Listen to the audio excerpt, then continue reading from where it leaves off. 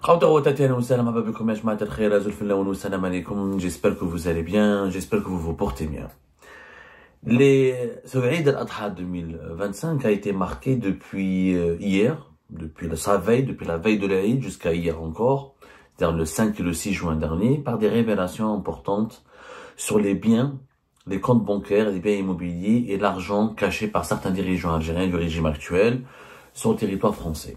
Ces révélations ont été d'ailleurs commencé à être faites par le journaliste franco-algérien Mohamed Sifaoui sur notre plateau. C'était le 2 juin dernier, lors d'une émission qui a suscité énormément de réactions, dans laquelle Mohamed Sifaoui affirme et accuse Abdelmajid Tebboune de posséder, d'accuse les enfants, les deux fils d'Abdelmajid Tebboune de posséder des comptes bancaires en France.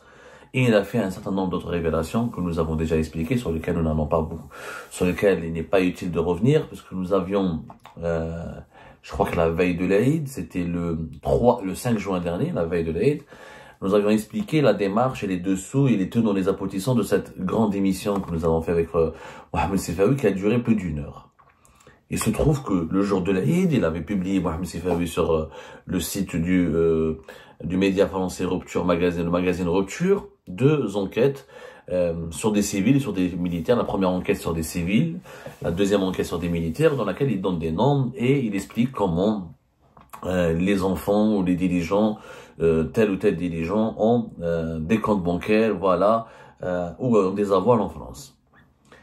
Les deux volets de cette enquête ont suscité beaucoup de réactions. Alors, beaucoup de sources algériennes nous ont approchés pour nous dire finalement ton ami Mohamed Sifaoui, c'était du délire, on s'attendait à des révélations fracassantes, finalement c'est rien, il ne donne même pas le nom de la banque, il dit même pas qu'est-ce qu'il y a dans ses comptes bancaires, on pensait qu'il avait vraiment de l'info, il fait que du commentaire, il n'a pas d'infos, d'autres disent oh c'est vrai, d'autres disent au contraire c'est pas vrai, c'est de la foutaise, c'est du mensonge, il y a aucune preuve, c'est que des affabulations.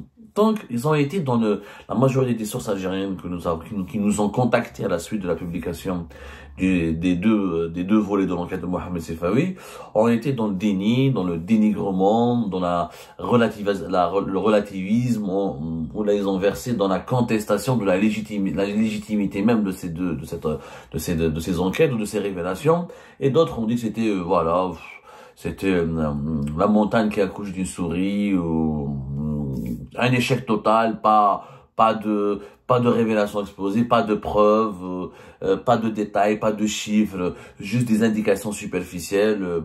Les autorités algériennes, en tout cas les sources algériennes à qui nous avons parlé, ont voulu nous faire croire qu'elles étaient imperturbables, que le régime algérien est imperturbable face à ces révélations. Mais moi, ce qui m'intrigue, c'est le silence officiel du régime algérien.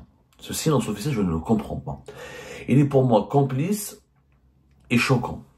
Puisque vous dites que Mohamed Sifaoui a menti, ne maîtrise pas son sujet, n'a pas de preuves, il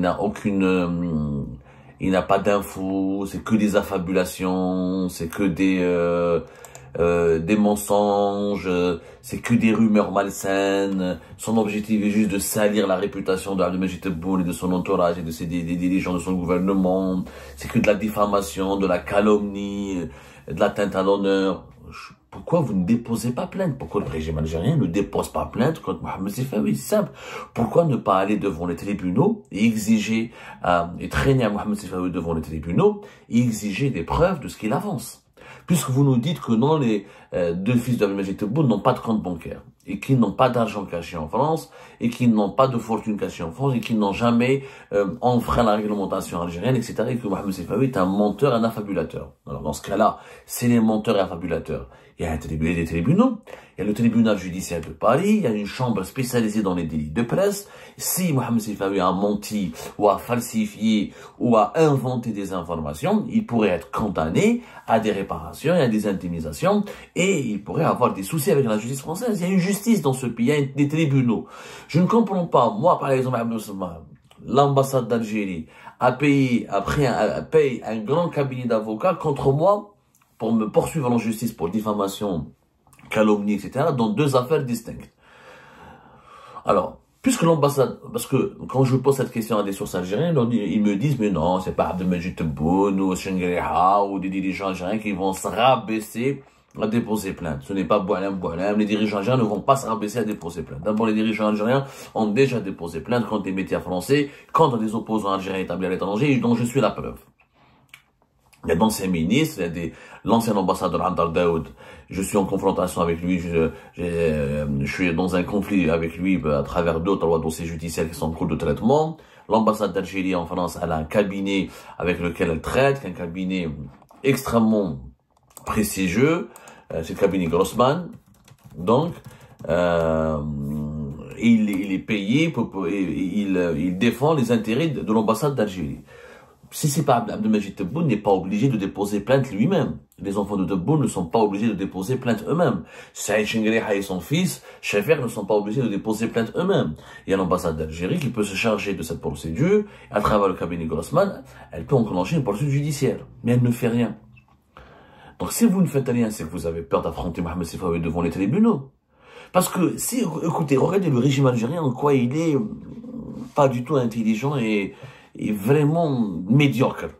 Si vous êtes persuadé que Mohamed Sifawi, il ment, qu'il n'y a pas de preuves, qu'il fait de l'affabulation, qu'il est manipulé par des sources françaises anti-Algérie, proches de Rotaillot, du service secret français, hostile à Algérie, à ses intérêts, poursuivez-le devant la justice, c'est simple, et que vos avocats, j'ai des procès ici devant les tribunaux français.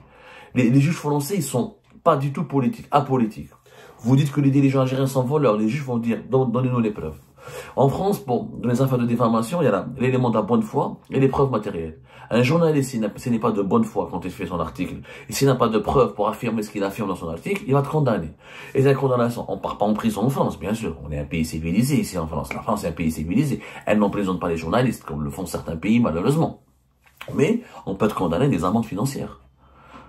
Abdelmajid Tebboune peut demander, ou le gouvernement algérien peut demander des réparations financières parce qu'il s'agit de l'honneur d'un certain nombre de dirigeants qui a été atteint. Et là, si Mohamed Sifawi n'a pas les preuves, ou comme le dit le régime algérien, il fait de la fabulation, il va être condamné. Les juges français ne vont pas le protéger. Les juges français n'ont pas protégé Nicolas Sarkozy ou des grands anciens présidents de la République ou Jacques Chirac ou Khbel Mehmoud ou de grands dirigeants français n'ont pas été protégés. Ils vont pas accorder à Mohamed Sifawi un traitement de faveur. Donc je comprends pas. Si vous dites encore une fois que c'est du mensonge, c'est de l'affabulation, allez-y vers les tribunaux. Pourquoi demander à Algérie patriotique, à la PS, de recourir à l'insulte, à la diffamation et au dénigrement? On parle des penchants sionistes de Mohamed Sifawi, il est israélien, il est pro-israélien, il est pro-sioniste. Mais Amnège, nous, ce qui nous intéresse, est-ce que c'est vrai ce qu'il a révélé ou non? Est-ce que des dirigeants algériens qui pratiquent en ce moment une politique anti-française et qui ont un bras de fer avec la France, est-ce qu'ils ont des comptes bancaires, ils ont caché leur argent en France? Oui ou non? C'est ça la question qui nous intéresse. Que ce soit Mohamed Sifawi, ou la Michel, ou la Hamida, ou la Issa, ou la John, ou la James Bond qui a écrit ou qui a fait ces révélations, ce qui nous intéresse, c'est pas la personne de Mohamed Sifawi qui nous intéresse, ce sont les faits. Ce sont les faits. Le gouvernement n'a pas démenti, n'a pas déposé plainte, n'est pas parti devant les tribunaux pour exiger des réparations et exiger des clarifications et exiger la condamnation du journaliste. Le tribunal judiciaire de Paris, il y a une chambre spécialisée encore une fois dans les délits de presse. Moi, j'y suis convoqué régulièrement parce que les dirigeants algériens, moi, quand il s'agit de Abdou Samma ou là d'un autre, on le bombarde de plaintes. Quand il s'agit d'un opposant algérien, mais quand il s'agit de quelqu'un qui a la nationalité française, qui a le passeport français et qui est sourcé, qui, je sais pas, est-ce qu'il rafle ou non, ils ont peur de Mohamed Sifawi. Ils ont vraiment peur de lui, j'ai l'impression. Qu'est-ce qui vous empêche de déposer plainte? À votre loup, c'est fou. C'est les juges. Ils vont demander à Mohamed Sifawi les preuves. Les juges vont lui dire, vous dites que Chefer Chengriha, il a de l'argent en France caché. Sur quoi vous vous basez? Vous dites que les deux fils de Tebboune a de l'argent caché en France. Sur quoi vous vous basez? Vous dites que tel haut gradé de l'armée, il a de l'argent. Vous dites que tel conseiller à la présidence, il a de l'argent. Tel ministre. Donnez-nous les preuves. Et donnez-nous la preuve qui prouve que cet argent provient de la corruption, ou c'est un enrichissement illicite, ou c'est un trafic d'influence. Donnez-nous les preuves. C'est très carré. Les juges français sont très carrés. Ils font pas de politique. Moi, j'ai fait une dizaine de procès ici en France, notamment devant le tribunal judiciaire de Paris. Les juges ne rentrent pas. Quand on leur dit, ne nous parlez pas de politique, vous avez affirmé cela dans votre article. Vous avez les preuves ou pas? S'il n'y a pas de preuves, vous avez des indices, vous avez parlé à des sources. Qui sont ces sources?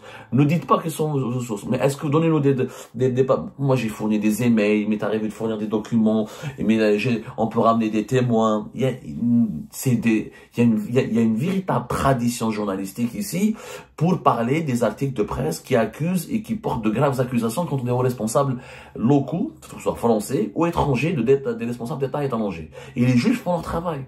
Ils ne sont ni avec le journaliste, ni avec le dirigeant étranger. Ils sont avec la vérité. Quand le journaliste se trompe, il est condamné. Quand le journaliste il a raison, il est relaxé. Et la partie qui a déposé plainte contre lui va être condamnée à lui verser des réparations parce qu'elle l'a poursuivi injustement devant les tribunaux. Alors qu'elle savait qu'il avait raison. Donc, est-ce qu'ils ont peur de perdre? Je me pose la question. Il paye un cabinet Grossman, il a un contrat, il est situé rue de Marceau, en plein cœur, pratiquement à deux pas des Champs-Élysées, dans le 8e arrondissement. Il a un contrat avec l'ambassade d'Algérie. S'il suffit juste que l'ambassade d'Algérie lui demande d'actionner une action en justice contre Mohamed Sifawi, il le fera. Il le fera, il est payé pour ça. Mais non.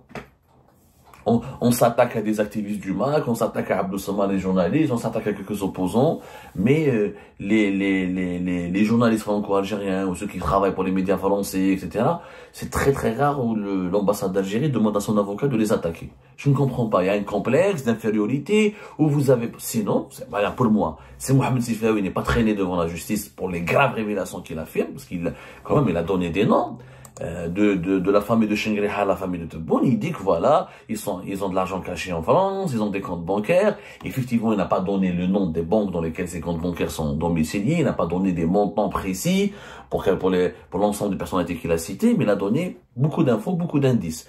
Qu'est-ce qu'elles valent ces informations? C'est au pouvoir judiciaire de décider. Si le pouvoir judiciaire français, c'est la justice qui lui donne raison. Si au bout d'un procès, la justice lui donne raison, ça veut dire qu'il a fait un bon travail, qu'il est dans la vérité. Si elle lui donne tort, ça veut dire qu'effectivement, c'est de la fabulation, c'est du mensonge. Mais dans les deux cas, il n'y a que la justice qui peut trancher. Et la justice française a les outils nécessaires pour trancher. Je ne comprends pas pourquoi les dirigeants algériens ne veulent pas aller devant les tribunaux. Qu'est-ce qui se passe? De quoi ont-ils peur? De quoi ont-ils peur? Il a cette passivité des autorités algériennes face à ces révélations très détaillées. Alors, dans l'affaire Ahmed Dezet, le gouvernement algérien a réagi.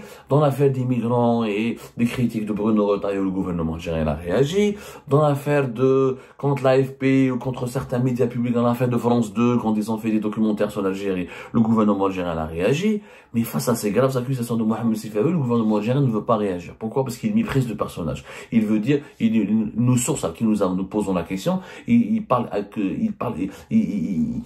qu'avec du mépris à l'égard de Mohamed Sifawi. On s'en fout de Mohamed Sifawi, mais ce qui nous intéresse, c'est l'info. Est-ce qu'elle est vraie ou non? Est-ce qu'elle est fondée ou non? Est-ce qu'il y a des dirigeants algériens qui ont continué de cacher leur argent en France et d'entretenir d'entretenir des avoirs immobiliers et bancaires en France alors qu'ils sont impliqués, engagés dans un grand bras de fer, dans un terrible, très violent bras de fer diplomatique et géopolitique avec la France. C'est ça les questions qui nous intéressent. Et d'où vient cet argent qui a été caché en France? C'est ça les questions qui nous intéressent. Malheureusement, visiblement, le gouvernement algérien, le régime actuel ne veut pas répondre à ces questions. Il ne veut pas. Il est dans le déni, il est dans l'insulte, il est dans l'invective, il est dans l'injure. Ça, c'est la défense du faible. Ça, c'est la défense des faibles. Les forts, ils recourent à la justice, ils demandent des preuves, et ils donnent des arguments, et ils démontrent que le mensonge est un mensonge. Mais si le mensonge n'est pas démontré que c'est un mensonge, il demeure pour le moment une vérité.